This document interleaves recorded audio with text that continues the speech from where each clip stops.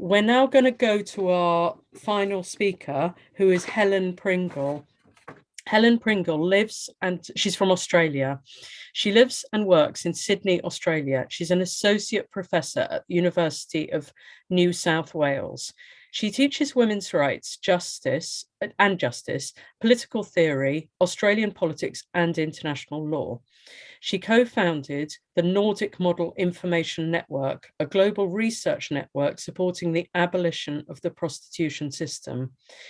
Helen Pringle says she owes what she is to the women of her family, including her great-grandmother, Agnes McGregor, Love, a fearless Glasgow suffragette.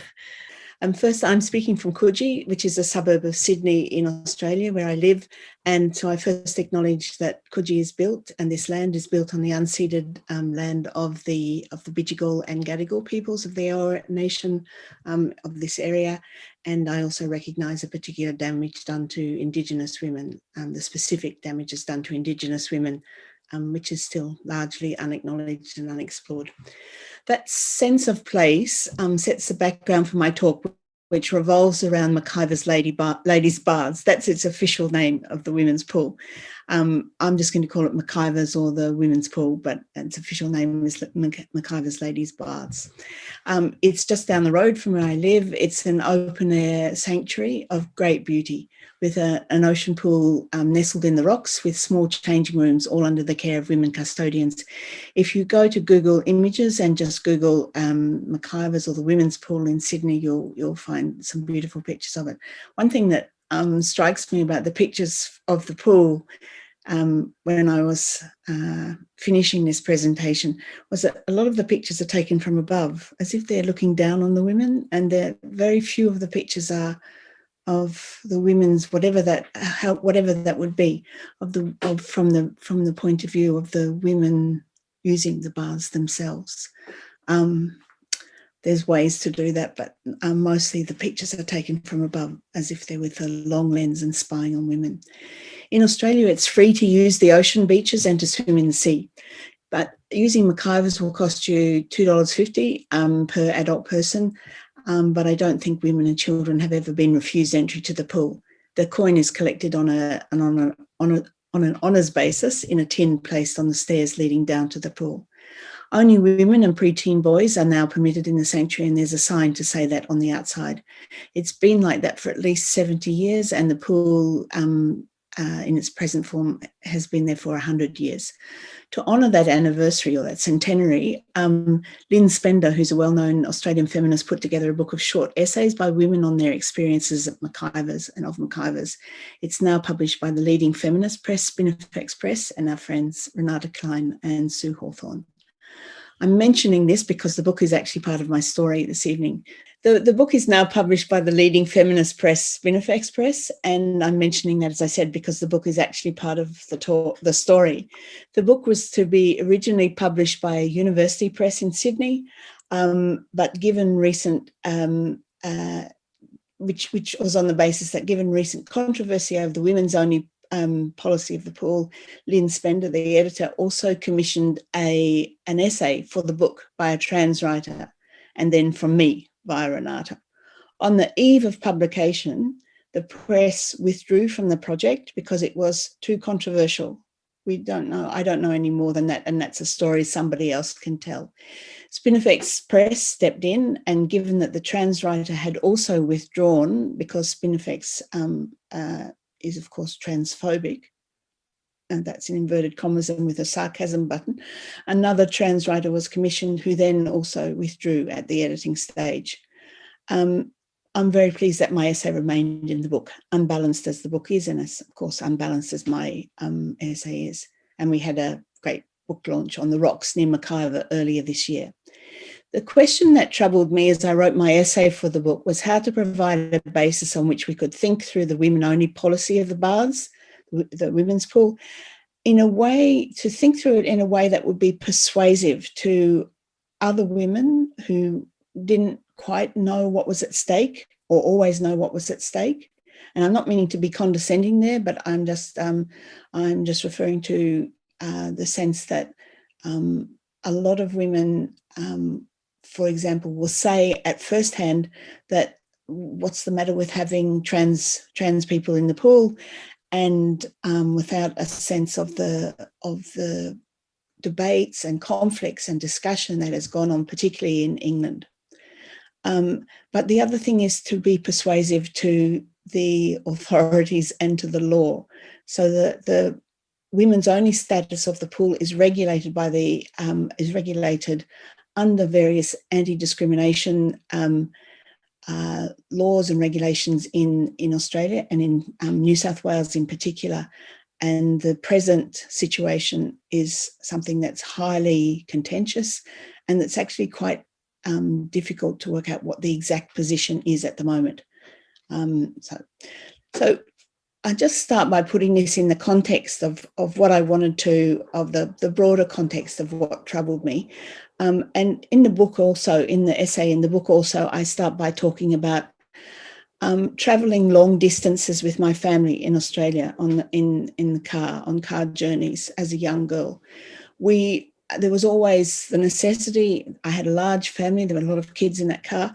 There was always a necessity to stop at every opportunity at a rest area in Australia or along the road in order to, as my parents would ask us, are you comfortable or do you need to go?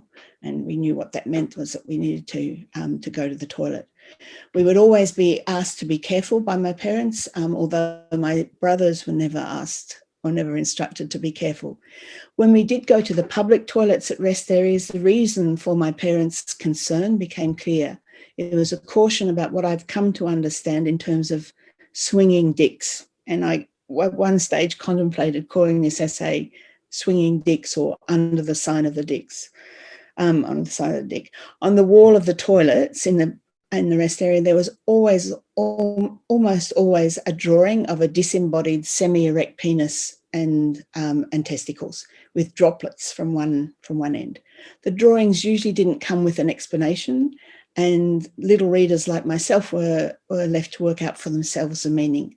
On a few occasions going to a public toilet, our interpretations were aided by a man's head popping up over the top or rolling under the bottom of the door. I found this terrifying and troubling, even though in my case, at least, nothing else ever followed such toilet incidents of voyeurism. Elsewhere, yes, but not following these incidents. I experienced what I now understand as a form of scopic terror, that the terror of being looked at in certain circumstances. I was terrified by being the subject of the look of an invisible voyeur, or partly invisible voyeur, symbolised in the dick drawing, or sometimes by a briefly visible voyeur in person.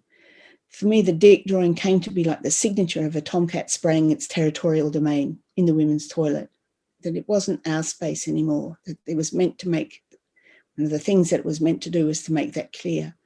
It was also the sign to all girls, whoever they were who chanced to go into that toilet, that we were never free from being looked at in our more vulnerable moments when we sought a degree of seclusion. Our space was never truly ours.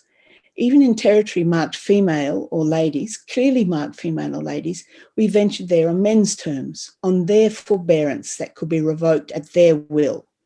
Girls became women under the sign of the dick. Even where the spaces were clearly marked as our own. I figured out that such signs were placed on in spaces where women were exposed in some way. Although, as I said, now I understand how it was that those signs themselves exposed us. The little drawing on the wall exposed us and warned us in a very threatening way that we were always watched by swinging dicks. And I use the term swinging dicks. This is a term that some senior members of the Australian Parliament, including the present Prime Minister, are reputed to call each other. And they call each other that not as a form of criticism, but as a term of glory. This is a great thing to be part of the club of swinging dicks in that way.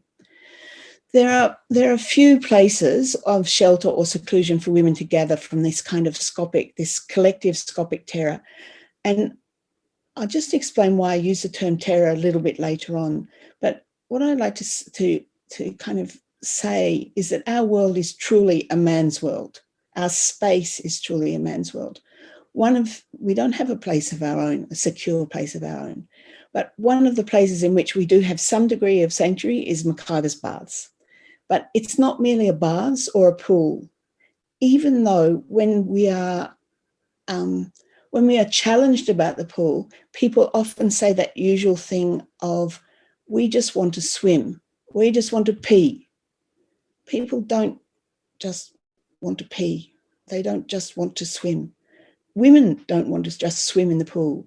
McIver's is not merely a bath or a pool, although swimming is one of the purposes of that little clearing on the cliff. But the space of McIver's is also rocks and a patch of grass, more a compound, if you like. For women, McIver's is a shelter not only from the wearying evaluation that's a constant reminder of our bodily flaws. And here you might remember that terrible weight loss advertisement on the London Tube in 2015, "Are you beach body ready?" that everybody remembers. But in McIver's, you're free from just being stared at, from being poured at by the eyes of strangers, as well as by those of familiars. The writer Candy James has written of the unsettling effect on girls, particularly young girls, of experiencing yourself as an object that is stared at. I would also put it in terms of being beholden. You know, we often talk about behold as a metaphor of sight, but that notion of being beholden, being captured, and of the measures and of being stared at like an object. And she writes also of the measures that girls take in such circumstances to make themselves unavailable, even invisible to being looked at. For example, they don't go to the beaches or pools at all. The Australian beach for many young girls is less a place for peaceful enjoyment of swimming, I just want to swim, and other leisure activities, and more like a battleground, a field of gazers on which are fought out questions of our composure as women and our freedom as a sex. It's no coincidence, I think, that the penis is sometimes or often portrayed or implied in art and literature as an organ of sight, as well as other things. The bathing scene in Ingres's Turkish bath, for example, is accessible to its viewer from the position of a voyeur looking in on it through a round peephole. Turkish bath, if you want to Google it, if you haven't seen it, is a round painting of looking in on women in a Turkish bath, with the women entirely unaware of that person who's doing that, the artist. It would become like a peep show. Women as a peep show. The penis, which is popularly known as dicks in the plural, is at the very signature of male scopic power, with the authority and the title to take visual possession of the scene and thereby to assert domination over all that it surveys. Even the poorest of men has this scopic privilege, which reflects and protects his seemingly insatiable hunger to look. There are other non-privileges and position and disadvantages and so forth that even the poorest man has as well. But in this case, this is one of the privileges which attaches to manhood, having a penis. And this hunger to look and to look at us, such strange creatures as we are, the creatures without dicks. You find this motive, and why I use the term terror here is because this is not just about going to the toilet or a rest area or baths. It's also common, obviously, is an animating force of pornography, of the pornography industry in particular, and it's also a feature of the prostitution system. Often when we talk about prostitution, we talk about the sexual use of women in terms of sexual intercourse, but one of the really defining features of the prostitution system is the prostitution lineup.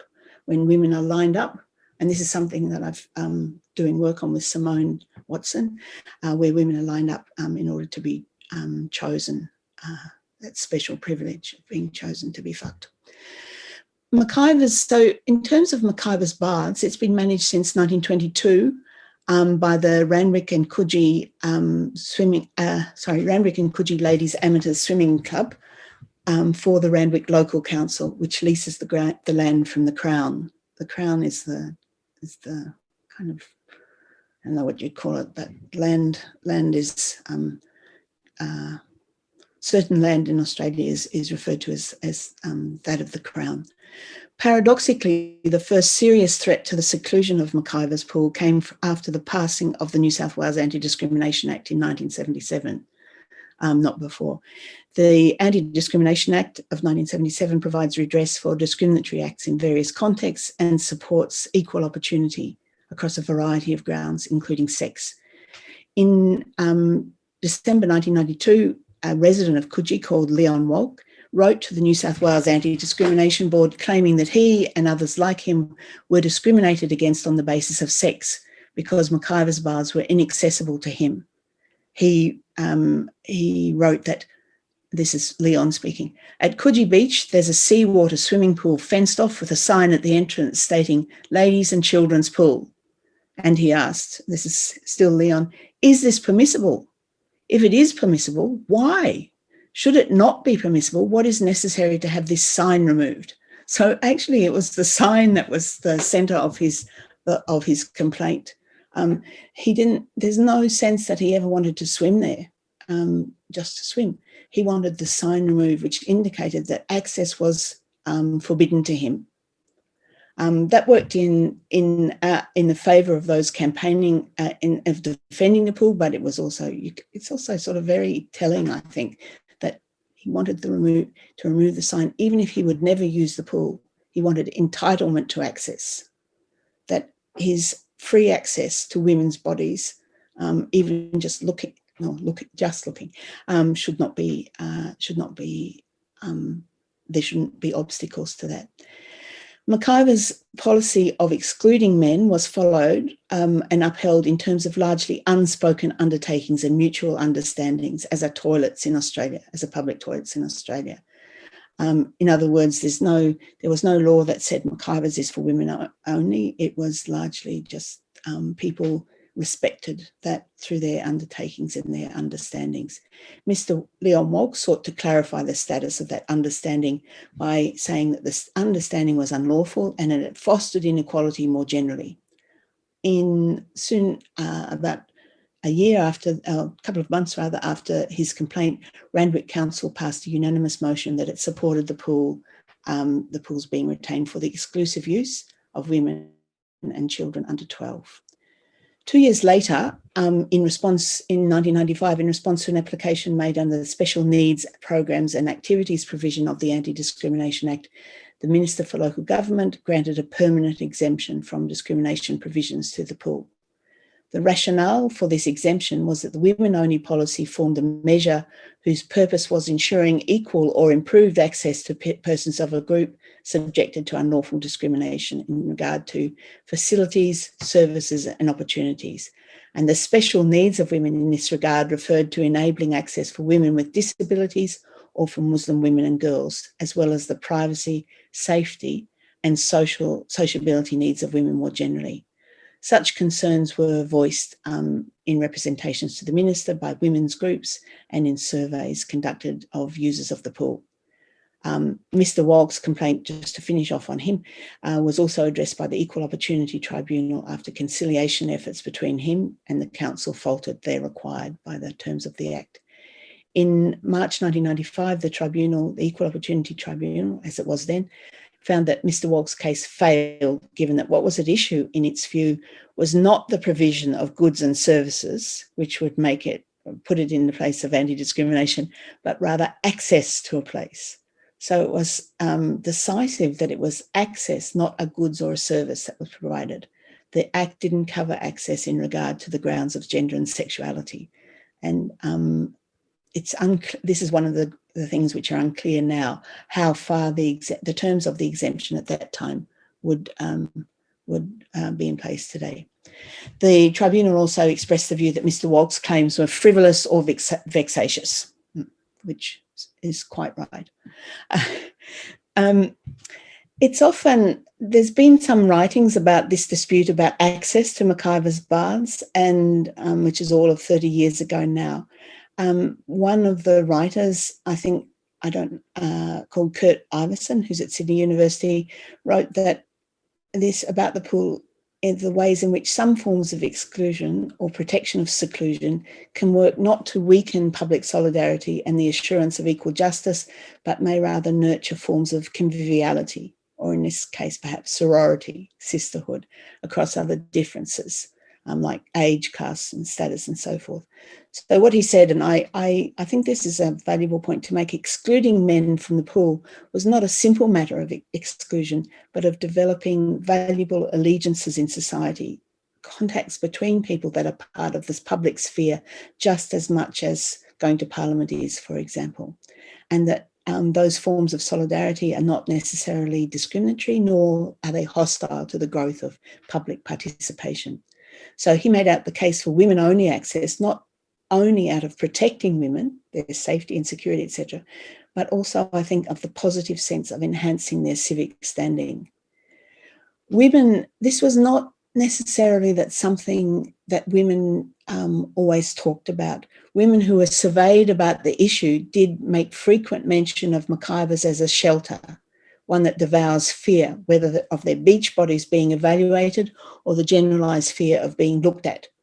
For example, Pat Richardson, and I'll just read this passage, I'm not going to read other passages. Pat Richardson in a book talked about going to the pool and lying on the Coogee rocks. So here she wasn't talking about the water itself, but being on the Coogee rocks in, this was around the time Mr. Walk made his complaint. She said, "It was a glorious day, and it is a glorious day when you're at the ladies' pool." She said, "We ladies sat around like happy sea lions, sunbaked topless, swam unmolested and unstared at. Our stretch marks bothered no one. Our caesareans, our bulges, our cellulite, our pregnancies were all our own.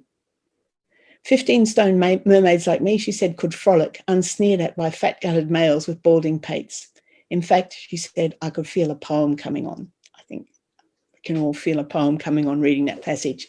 Other women spoke of the question of composure in terms of how the women-only setting of McIver's permitted them to compose themselves on their own terms in a space of their own. One woman wrote, for example, she said, "With just women and small children, it's quiet, peaceful and safe. There are not many places you can go without being subjected to the loud showing off of young men. It's such a small pool that the presence of men would take up the entire space." And other women talked also about men strutting their bodies. In other words, they liked to be looked at. They liked, and she talked about men doing that in-your-face sexual thing. They were quite comfortable with being stared at and with being looked at, because of course they are in the possession of the dicks. And other women talked about the swimming habits of men, like bombing, for example, crash bombing people in the pool, and noisy doing laps. One thing that's quite interesting to me also is the notion of men making a lot of noise. Their voice is quite different, and that sort of sense of completely different outlook or perspective on the pool. One of the McIver's custodians noted that it's the only pool in Sydney where you don't have to put up with men.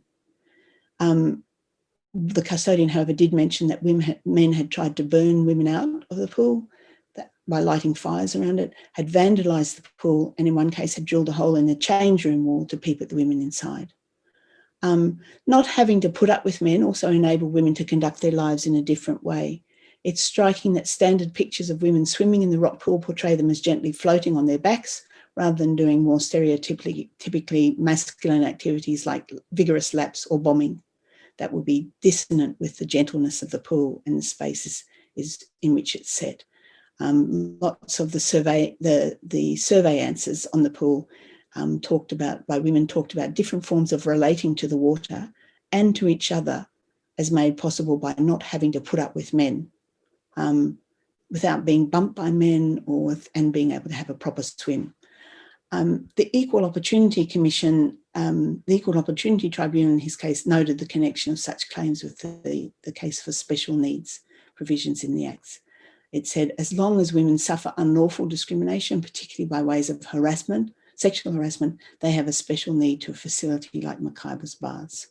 I'm just going to try and finish up now. I'll just take just a couple more minutes. Hope I can quickly get there. To bring this up to the present, around 2010, claims of discrimination again began to be made against the pool. In this case, discrimination on the grounds of transgender status. In December 2010, for example, a person who was described as of strikingly masculine appearance came to the pool area with two female companions who claimed that their friend was in the process, obviously not very far in the process, of hormone therapy. This appearance of the bare-chested person who liked to be looked at, who liked his chest to be looked at, caused consternation amongst Muslim girls in the pool who left, and a report was made to the lifesavers. In 2020, the question of discrimination was raised again, but more stridently. In response, McIver's claimed that trans women were allowed entry to the space of the pool, but only those who had undergone gender reassignment surgery, had their dicks lopped off, as Germaine Greer says. So there is now a question about who exactly is permitted in the space, in this space, and who is not, and on what terms.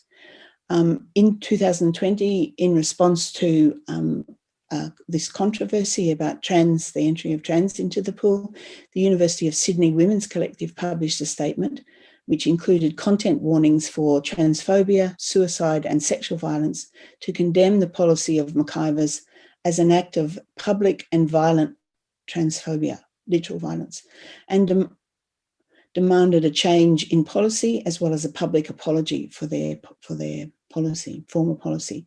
The statement by the Women's Collective of the University of Sydney claimed that trans women need safe leisure spaces, such as the ladies' baths, more than cisgender women do. I'm just going to read that again. Trans women need safe leisure spaces, such as the ladies' baths, more than cisgender women do, because they face a higher risk of gendered violence. This post on Facebook by the collective was accompanied by rather bizarre selfies of women students sitting in empty bathtubs. A campaign calling on the pool to let them swim was launched, again rather oddly, that the right to swim was not in dispute. It's access to that particular space. Some of this idea of swimming as the centre of the right to swim, or to be able to swim, was based, there was a slew of articles which sort of invoked the mythic, even magical qualities of water, which it does have, and the benefits of communing with it, or even just looking at it in some cases. However, those questions are not in contention. There's water. There's no end of water in Coogee and along the Sydney coastline. And there are other pools. The Sydney coastline is a public, as I said, open to the public without cost. There are other pools with rocks and patches of grass and change rooms. The question is whether the policy of women only can be maintained, as it was in 1995, but with the twist that the principle of seclusion or segregation is not disputed, but instead rather whether women have power to decide who women as a collective are, and whether that decision has been entirely taken out of their hands. To understand the claims of trans persons, or more precisely in this case trans women, as they're known, to enter into women-only spaces like McIver's is not a simple matter.